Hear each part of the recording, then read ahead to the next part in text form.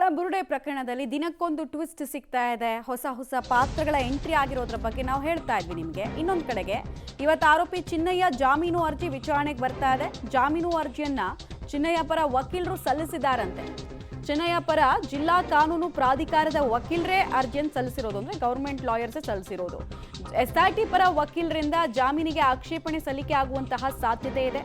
ತನಿಖೆ ಪೂರ್ಣಗೊಂಡಿಲ್ಲದ ಕಾರಣ ಮತ್ತು ಸಾಕ್ಷ್ಯ ಸಂಗ್ರಹವನ್ನ ಮಾಡಬೇಕಾಗಿರೋ ಕಾರಣಕ್ಕೆ ಈತ ಇನ್ನೂ ನಮ್ಮ ಕಸ್ಟಡಿಗೆ ಬೇಕು ಅಂತ ಕೇಳುವಂತಹ ಸಾಧ್ಯತೆ ಇದೆ. ಅಥವಾ ಜಾಮೀನು ಕೊಡಬೇಡಿ ಈಗಲೇ, ಆತ ಅಬ್ಸ್ಕಾಂಡ್ ಆಗುವಂತಹ ಸಾಧ್ಯತೆ ಇರುತ್ತೆ.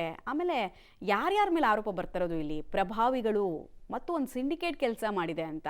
ಹೀಗಾಗಿ ಪ್ರಭಾವಗಳು ಬಳಕೆ ಆಗಬಾರ್ದು ಅಂತ ಅಂದರೆ ಆತ ಇನ್ನೂ ನಮ್ಮ ವಶದಲ್ಲಿ ಬೇಕು ಅಥವಾ ಜೇಸಿನಲ್ಲಿ ಇರಲಿ ಅಂತ ಹೇಳಬಹುದು.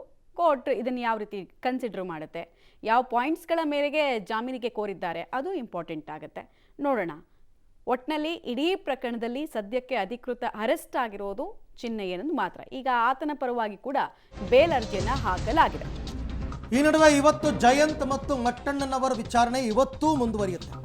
ನಿನ್ನೆ ಇಬ್ಬರನ್ನೂ ಕೂಡ ವಿಚಾರಣೆ ನಡೆಸಿತ್ತು SIT. ಇವತ್ತು ಮತ್ತೆ ಪ್ರಶ್ನೆಗಳ ಸುರಿಮಳೆಗೈಯಲ್ಲಿದ್ದೆ ತನಿಖಾ ತಂಡ ಅಂತಕ್ಕಂಥದ್ದು. ಜಯಂತ್ ಮತ್ತು ಮಟ್ಟಣ್ಣನವರು ನಿನ್ನೆ ಒಂದೇ ದಿನ ಅಲ್ಲ, ಹೆಚ್ಚು ಕಡಿಮೆ ಕಳೆದ ಒಂದು ವಾರದಿಂದ ಇವ್ರನ್ನ ಆಗಾಗ್ಗೆ ಕರೆಸ್ಕೋತಾನೆ ಇದ್ದಾರೆ, ವಿಚಾರಣೆ ಮಾಡ್ತಾನೆ ಇದ್ದಾರೆ.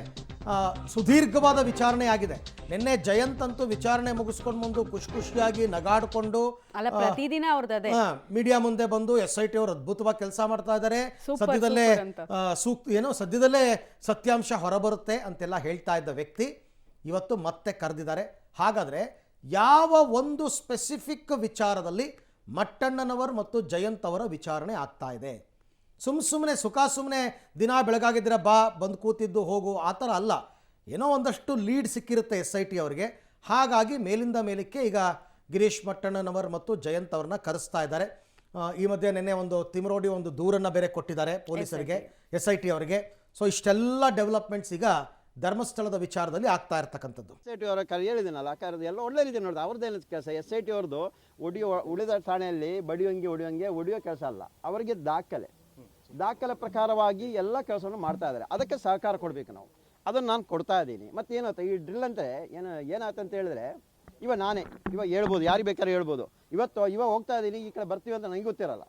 ಏನಾದರೂ ಅಲ್ಲಿ HMA ಆಯಿತು, ಏನೋ ಒಂದು ತಲೆ ತಿರುಗಿ ಬಿದ್ದು ಏನಾದರೂ ಆವಾಗ ಏನು ಗೊತ್ತಾ, ಕರ್ಕೊಂಡು ಹೋಗುವ ಜಯಂತ್ ಅವರಿಗೆ ಡ್ರಿಲ್ ಮಾಡಿದರು. ಅದರಿಂದ ಅವರಿಗೆ ಪ್ರಜ್ಞೆ ಇಲ್ಲ, ಕರ್ಕೊಂಡು ಹೋಗ್ತಾ ಇದ್ದಾರೆ, ಉಳಿತಾ ಈ ರೀತಿಯಲ್ಲಿ ಆಗುವ ಅವ್ರಿಗೂ ತೊಂದರೆ ಆಗುತ್ತೆ. ನಾನು ಹೇಳ್ತಾ ಇರೋದು ತನಿಖೆ ಆಗ್ತಾ ಇದೆ, ಇಲ್ಲಂತ ಹೇಳ್ತಾ ಇಲ್ಲಲ್ಲ, ತನಿಖೆ ಆಗ್ತಾ ಇದೆ, ಆ ರೀತಿಯಲ್ಲಿ ಆಗಲಿ ಅಂತ. ಇವಾಗ ನನ್ನ ತನಿಖೆಯಲ್ಲಿ ನನ್ನ ಅನುಭವವನ್ನು ನಾನು ಹಂಚ್ತಾ ಇದ್ದೀನಿ. ಜಾಲತಾಣದಲ್ಲಿ ಕೆಲವೊಂದು ವಿಡಿಯೋಗಳನ್ನು ಮಾಡುವಾಗ ಅದು ಸ್ವಲ್ಪ ಸಾಕ್ಷ್ಯಾಧಾರ ಇರಬೇಕು ಅಂಬೋದು. ಮತ್ತಿನ್ನೊಂದು, ಯಾವುದೇ ರೀತಿಯಲ್ಲೂ SIT ಅವರಿಗೆ ಯಾವುದೇ ಸುಳ್ಳು ಹೇಳಿಕೆ ಆಗಲ್ಲ. ನಾನಿವತ್ತು ಮಂಗಳೂರಲ್ಲಿದ್ದೀನಿ ಆ ಟೈಮಿಗೆ. ಅವರೆಲ್ಲ ಚಾಟ್ ಅಂತ ನೋಡ್ತಾ ಇರ್ತಾರೆ. ಇಲ್ಲ, ನಾನು ಬ್ಯಾಂಗ್ಳೂರಲ್ಲಿದ್ದೀನಿ ಅದು ಸಿಕ್ಕಾಗ್ತಾರೆ. ಯಾರೇ SIT ಅವರು ತನಿಖೆ ಮಾಡುವವರು ಬರುವಾಗ ಸತ್ಯಾಸತ್ಯ ಘಟನೆ ಅವರಿಗೆ ಹೇಳಿ, ಅವರ ಸಮಯನೂ ವ್ಯರ್ಥ ಮಾಡಬೇಡಿ. ಅವರು ಒಳ್ಳೆ ರೀತಿ ಸಹಕಾರ ಮಾಡ್ತಾ ಇದ್ದಾರೆ ಸರ್. ಸೊ ಅಲ್ಲಿಗೆ ಇವತ್ತು ಮತ್ತೆ ಜಯಂತ್ ಮತ್ತು ಮಟ್ಟಣ್ಣನವರವ್ರನ್ನ ವಿಚಾರಣೆ ಕರೆದಿದ್ದಾರೆ. ಮತ್ತು ಅವರು ವಿಚಾರಣೆಗೆ ಆರಂಭದಲ್ಲೇ ನೀವು ಎಷ್ಟು ಸಾರ್ತಿ ಕರೆದ್ರೂ ನಾವು ಬರ್ತೀವಿ ಅಂತ ಹೇಳಿರೋದ್ರಿಂದ ಹೋಗಲೇಬೇಕಾಗುತ್ತೆ, ತನಿಖೆಗೆ ಸಹಕಾರ ಕೊಡ್ತಾರೆ. ಬಟ್ ಆ ಸಂದರ್ಭದಲ್ಲಿ ಯಾವ ಸ್ಪೆಸಿಫಿಕ್ ವಿಚಾರಕ್ಕೆ ಸಂಬಂಧಪಟ್ಟಂತೆ ವಿಚಾರಣೆಯನ್ನು ಇಷ್ಟು ಸುದೀರ್ಘವಾಗಿ ನಡೆಸ್ತಾ ಇದ್ದಾರೆ ಅಂತಕ್ಕಂಥದ್ದು ಸದ್ಯದ ಕುತೂಹಲ.